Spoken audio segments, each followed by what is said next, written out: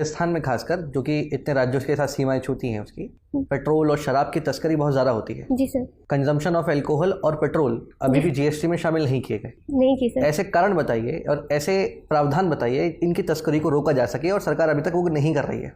Sir एक तो जो तस्करी जो राजस्थान बॉर्डर से जो हो रही है उसका, खासकर हम हरियाणा से देखते हैं कि शराब की तस्करी बहुत ज़्यादा होती है, पेट्रोल की तस्करी बहुत ज़्यादा होती है।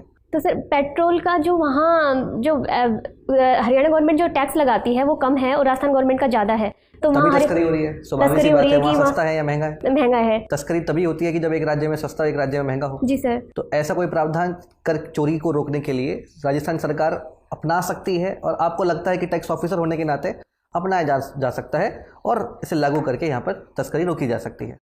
ये बताइए, विद्रोह और क्रांति में क्या फ़र्क है?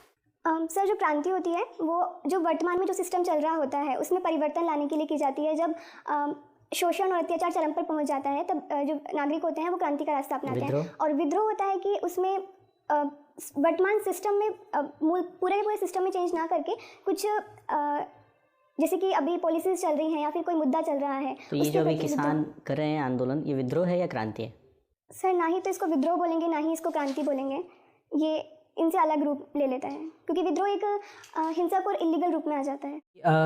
भारत का जो संविधान है उसमें ऐसे कौन से 3 प्रावधान हैं जो, कम से कम 3, ज़्यादा हो तो आप ज़्यादा बता सकते हैं, जो यदि संविधान सभा में आधी महिलाएं होती तो उस तरीके से नहीं होते जैसे आज है?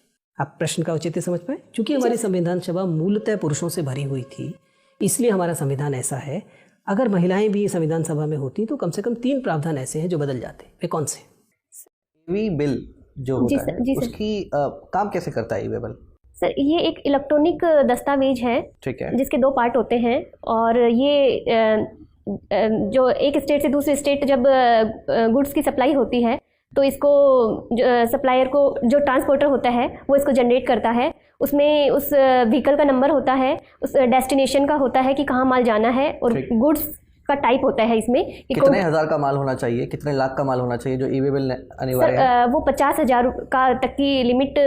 और ई बिल वैलिड कब तक रहता है? 24 आवर्स के। फिलहाल जो आपका सिद्धांत है वो क्या है और वर्तमान में इसके क्या औचित्य रह गए हैं? जी सर, हमारे जो पीएम थे 1997 में गुजराल जी, उन्होंने पड़ोसी देशों के साथ संबंध सुधारने के लिए गुजराल सिद्धांत प्रतिपादित किया था।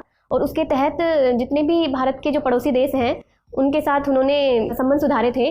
और अभी पीएम मोदी जी साहब भी नेबर फर्स्ट पे ही काम कर रहे हैं। और जैसे अपनी वो 2014 में जब इलेक्ट होके आए थे उसके बाद वो भूटान की यात्रा की, और बांग्लादेश को भी वो हेल्प कर रहा है।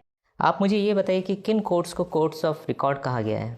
सर इसमें सुप्रीम कोर्ट को कहा गया आर्टिकल 143 के अंडर में, और सर हाई कोर्ट का मुझे कंफर्म नहीं है कि हाई कोर्ट को भी कहा है। मुझे ये बताइए कि जैसे जो राजनीति में लोग होते हैं उनका अगर कन्विक्शन हो जाता है, ठीक है, उन पर कोई आरोप लगा और उस पर उनको सज़ा भी हो जाती है, तो कितने साल के लिए वो इलेक्शंस नहीं लड़ सकते हैं? सर यदि 2 साल की सज़ा उनको मिलती है तो फिर वो इलेक्शन लड़ने से वंचित हो जाते हैं। 2 साल पूरे जीवन के लिए? प्रिजन के लिए। आजीवन नहीं है इसमें, आरपीए एक्ट में जितनी सज़ा का प्रावधान है सर मुझे इसकी आप मुझे ये बताइए कि किन कोर्ट्स को कोर्ट्स ऑफ रिकॉर्ड कहा गया है? सर इसमें सुप्रीम कोर्ट को कहा गया आर्टिकल 143 के अंडर में, और सर हाई कोर्ट का मुझे कंफर्म नहीं है कि हाई कोर्ट को भी कहा है। मुझे ये बताइए कि जैसे जो राजनीति में लोग होते हैं उनका अगर कन्विक्शन हो जाता है, ठीक है, उन पर कोई आरोप लगा और उस पर उनको सज़ा भी हो जाती है, तो कितने साल के लिए वो इलेक्शंस नहीं लड़ सकते हैं? सर यदि 2 साल की सज़ा उनको मिलती है तो फिर वो इलेक्शन लड़ने से वंचित हो जाते हैं। 2 साल